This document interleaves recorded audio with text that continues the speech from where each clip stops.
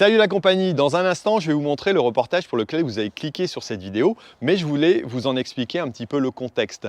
En effet, après des années à avoir fait des vidéos sur YouTube, je me suis dit il faut parler un petit peu plus de l'agriculture. Vous savez que mon slogan c'est l'agriculture mérite d'être expliquée, et je me suis mis en projet d'aller voir 10 agriculteurs et agricultrices à travers la France pour pouvoir en sortir à la fois un livre, mais aussi un grand reportage. Et là, le reportage que vous allez voir, c'est tout simplement un portrait qui a été extrait de l'ensemble de ces 10 interviews pour pouvoir vous montrer un peu ce qu'est la réalité de l'agriculture. Ces portraits, je les ai voulus le plus honnêtes, les plus sincères possible, sans en retrancher ou en rajouter quelque chose. C'est les agriculteurs qui parlent, les agricultrices, pour expliquer tout simplement leur agriculture. Si vous appréciez cette démarche, n'hésitez pas à mettre déjà un petit pouce si vous avez déjà vu d'autres reportages.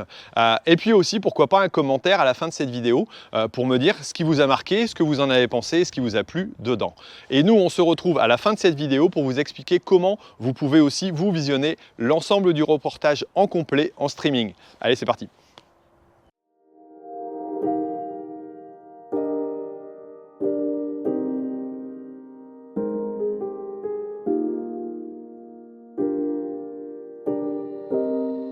D'accord. Et donc tu es associé. Alors il y a ton père, ton frère, c'est ça, je me trompe pas? Mon frère, on est trois. Ok. Voilà, Ok. Trois associés en fait sur l'entreprise familiale. En sachant que c'est encore une entreprise familiale dirigée par mon père, parce qu'il est encore en activité. Ouais. Et que l'objectif c'est de faire la passation Au fur et à mesure. Au fur et à mesure. Ok. Alors l'origine de l'arrivée en Guyane, donc c'est ton père qui est arrivé, c'est ça au départ? Voilà, donc c'est la ferme, elle a été installée ici, elle a été montée de toutes pièces en 1980-81. Donc il a ouvert l'entreprise en entreprise individuelle, avec une entreprise agricole, on va dire une exploitation agricole spécialisée porc, bovin. Et puis après, on s'est développé, donc au niveau des productions, porc, bovin, mouton. Ouais. Et puis donc d'un site de production, on est passé à un deuxième. Il y avait des restructurations internes, on a créé après, on a séparé le porc et le bovin. Ouais. Plusieurs structures d'entreprise maintenant. Et pour un point de vue gestion en fait. Et puis ensuite, on a aussi travaillé sur la partie activité de boucherie. On développe, on fait toute la filière. En fait, on commence à la production d'élevage jusqu'à la transformation et la vente de boucherie. Donc tu as l'abattage aussi qui se fait? Non, tu fais pas l'abattage. Ouais. D'accord.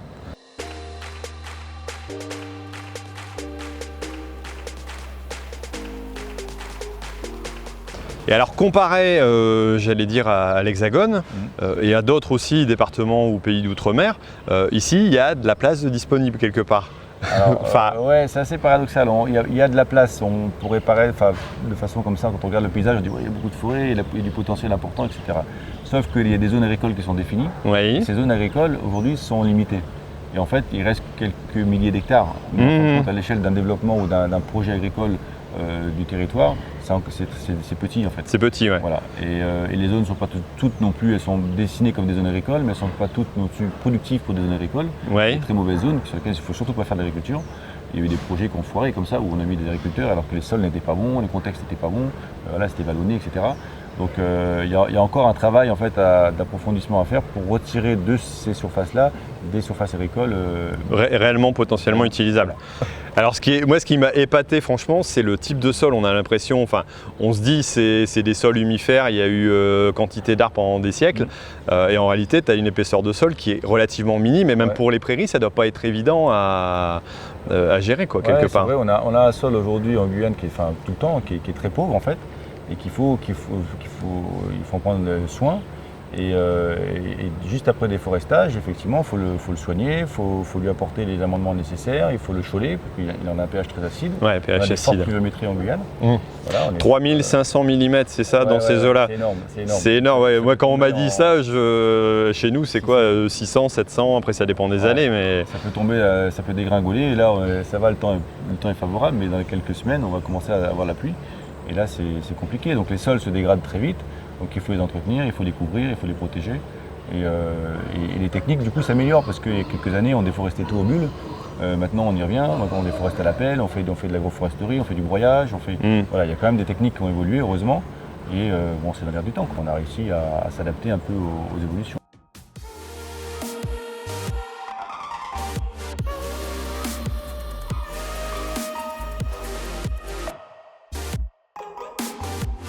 On a réussi à s'adapter un peu.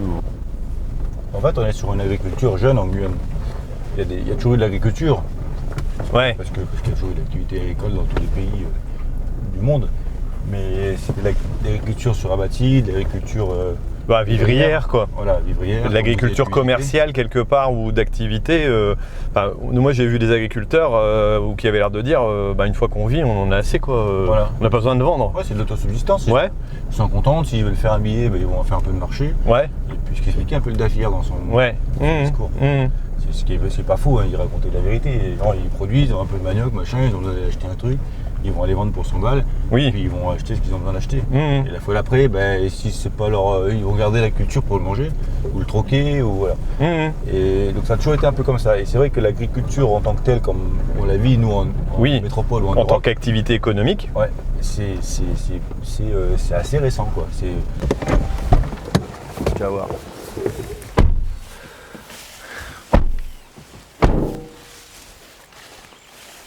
Là c'est. Alors le buffle, Mère et il est petit. beaucoup plus craintif que le zébu. Après, il peut être aussi dressé. Hein. Je connais des agriculteurs ici, ils montent à dos de buffle. Ah d'accord. Comme des chevaux quoi. D'accord.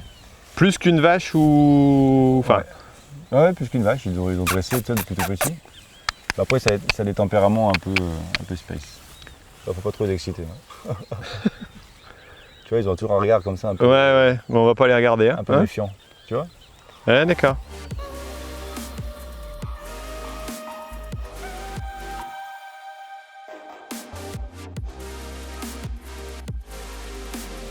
Ouais, alors là, en herbe, on n'est pas sur du régras, de la fétuque et de la fléole. On est sur une herbe qui ressemble un peu à de la paille.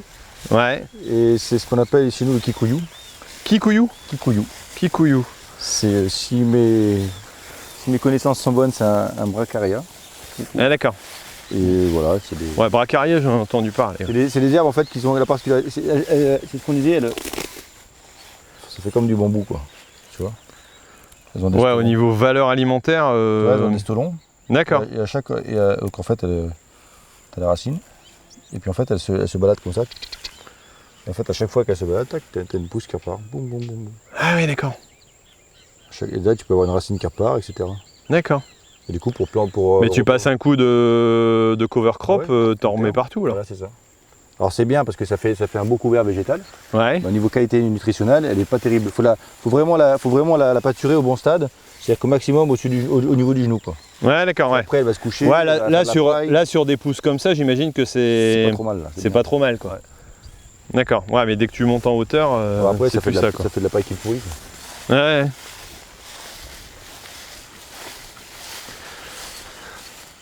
Voilà, donc ça c'est du buffle bio, une petite jeune bête. D'accord. Et alors le buffle au niveau qualité alimentaire par rapport à, dire, un bovin ou un... C'est une viande extraordinaire qui est beaucoup plus, comment on appelle ça, qui a des qualités en fait meilleures qu'un bovin viande normale, moyen. D'accord. Le buffle c'est un...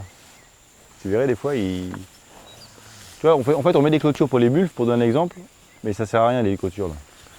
Si le buffle décide de passer, là, il va jusqu'à la ferme chez nous, là, en ligne droite. Ah ben là, il y a des yeux bleus, ouais. Enfin, ou tout au moins le tour paraît blanc ou... Ouais, les yeux bleus.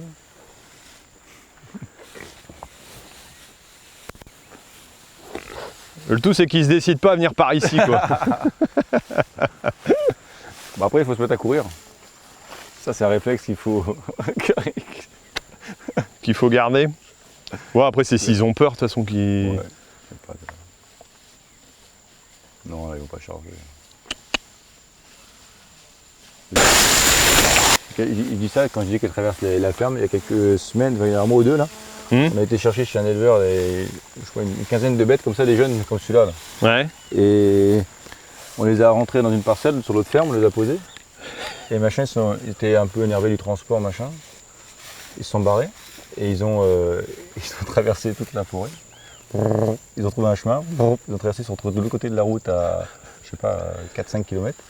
Ils sont éparpillés dans tous les sens. Les mecs sont passés dans les marécages. Il y en a qui sont restés 8 jours dans le marécage. Ah oui. En fait, c'est des bêtes qui vont dans l'eau. En fait, tu vois, on était ici, et genre elles étaient là-bas, voilà, à la limite du bois, là, mais dans le marécage. Donc tu ne peux pas aller les chercher. Et elles sont restées comme ça 15 jours, et puis au bout d'un moment, elles sont revenues, tranquilles, le temps de s'amadouer. D'accord. Vous avez tout récupéré? Il n'y a pas eu de dégâts? Non, non, pas tout récupéré. J'ai appelé les voisins à côté, tiens, t'as pas vu des buffles? Lui, si, j'ai vu des buffles. Alors j'ai perdu la boucle, un tel. Ouais, c'est assez sport. Après, quand ils sont plus vieux, ils se calment un peu. Voilà. Mais quand ils sont jeunes comme ça, ils sont vraiment dingues. Ouais, bah c'est... Jeune, ouais, comme tu dis. Jeune, ouais, comme tu dis.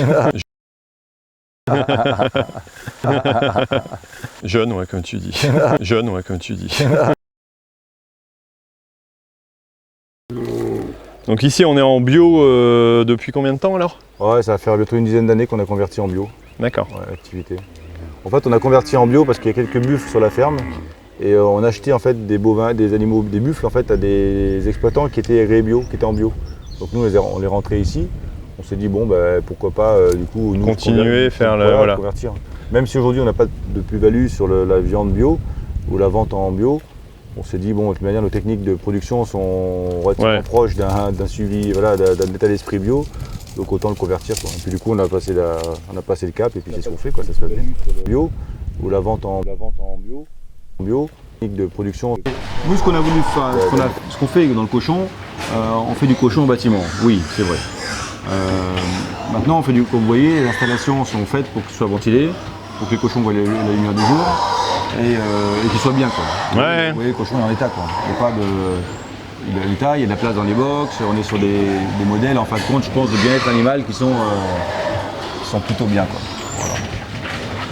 Bon, il reste toujours les histoires de castration, de queue et compagnie, oui, mais bon. Ça, on est soumis aux réglementations. On est soumis aux règles européennes. Hein. Ouais. On touche les aides européennes, on est soumis aux contraintes européennes, aux réglementations françaises. Voilà, hein. Et alors en race, il y a un mixte Ouais, on est sur des races large white, dans le race pétrin. D'accord. Avec les mixtes, voilà.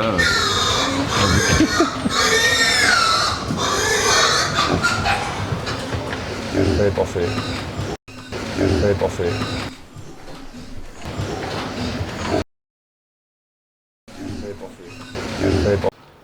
Et alors le coût de l'aliment comparé à ce qu'on peut avoir dans l'Hexagone, c'est quand même élevé. Ouais, il y a une aide compensatoire. Ouais, il y a une aide au transport qui compense le surcoût qu'on peut avoir, ou en fait qui compense en partie le surcoût qu'on peut avoir de faire venir l'aliment de métropole. D'accord.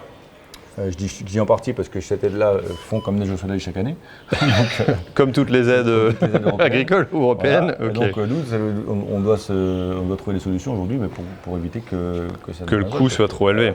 Bon après quelque part c'est une aide au coût de l'aliment, c'est aussi une aide au coût de la fourniture d'alimentation aussi que tu vas vendre, j'allais dire à tes clients finaux quoi. Oui. Quelque part, sinon tu serais obligé de, on aurait des prix d'aliments qui seraient, j'allais dire exorbitants ici quoi. Qui seraient exorbitants, ouais.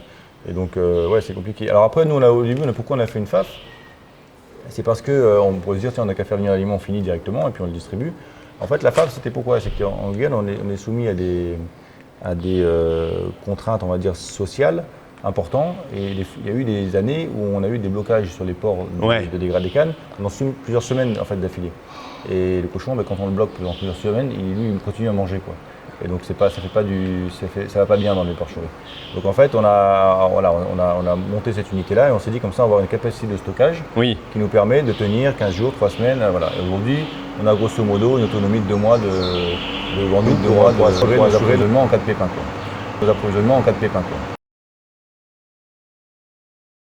Une des grosses approvisionnements en cas de pépin. Et l'activité banane alors?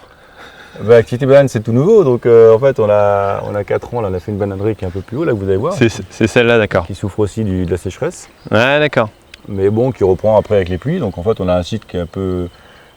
des fois je suis un peu frustré de ça parce que on aime bien avoir des belles parcelles en fait. Ouais. Et donc on se dit c'est dommage, on pourrait avoir des belles parcelles, avoir des rendements permanents et tout. En même temps je me dis qu'on vit aussi avec le cycle naturel.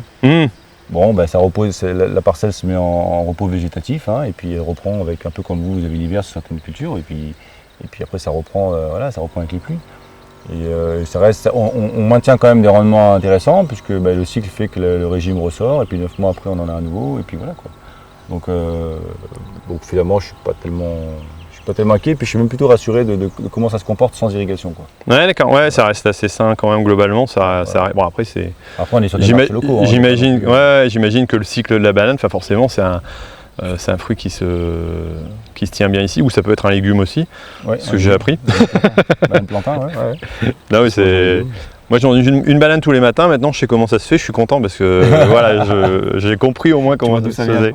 Ouais, non, mais après, bon, j'imaginais bien d'où ça venait, mais comment ça se faisait, histoire de la fleur, que ça tombe, que c'est en remontant et non pas en descendant comme on pourrait le croire, quoi. Les régimes à l'envers, quoi. Ouais, c'est ça. Ouais, c'est impressionnant, c'est que c'est des fleurs en fait qui se remontent. Hein. Ouais, j'adore le décor des machines avec le. Prends un coup l'image derrière là, avec parce que c'est. Ouais, avec le. Quand tu vois ça, franchement, c'est génial, quoi. C'est géant. Alors Josquin qui arrive jusqu'ici en plus. Ouais. Et alors combien de coupes vous avez ici On fait 2. 2 ? Mais parce que on pourrait faire plus, mais on en fait 2. D'accord. Non, mais après il y a des moments, on en fait une au mois de mars qui est serrée. Il ne faut pas se rater parce que problème de casse matériel, il faut vraiment être opérationnel sur 15 jours. Ouais. On a une fenêtre. C'est un peu plus long en fin de compte, l'été de mars c'est un peu plus long, mais réellement la période sèche elle est de 15 jours.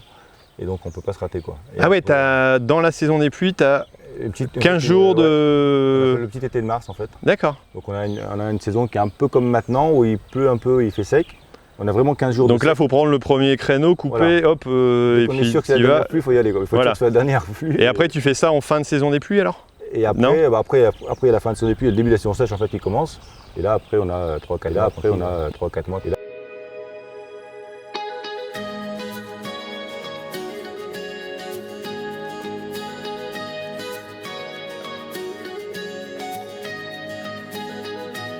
J'espère que vous avez apprécié ce reportage. Si c'est le cas et que vous voulez m'aider dans la communication, vous pouvez visionner tout simplement le reportage en streaming en entier. Pour ça, vous allez sur la boutique en allant cliquer sur le petit lien qui se trouve ici. Vous pouvez aussi aller voir les playlists qui existent des 10 reportages qui ont été créés. Et puis surtout, n'oubliez pas, pourquoi pas de vous abonner aussi à la chaîne YouTube. Ça m'aidera aussi à faire diffuser les vidéos. Et puis surtout, ne l'oubliez pas, hein, l'agriculture mérite d'être expliquée. Et ciao!